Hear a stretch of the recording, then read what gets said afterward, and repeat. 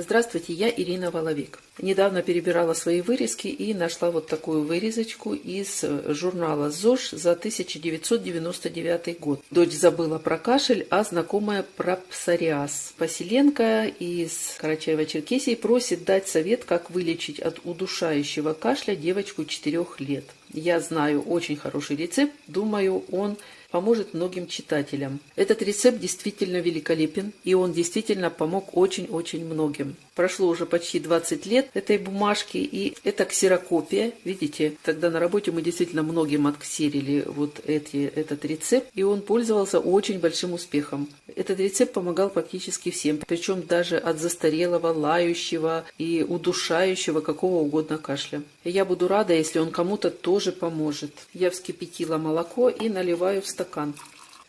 И по написанному следую. Итак, вскипятить 1 стакан молока и сразу же в горячее молоко добавить и размешать в такой последовательности. Это важно, в какой последовательности добавлять продукты. Так написано. 1 столовую ложку сливочного масла, 1 столовую ложку меда, питьевую соду на кончике ножа или ложки, как я вот делаю.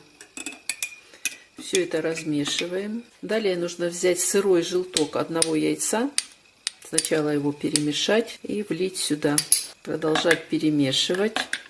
И последний ингредиент — это йод 5%. Его нужно взять 2-3 капли.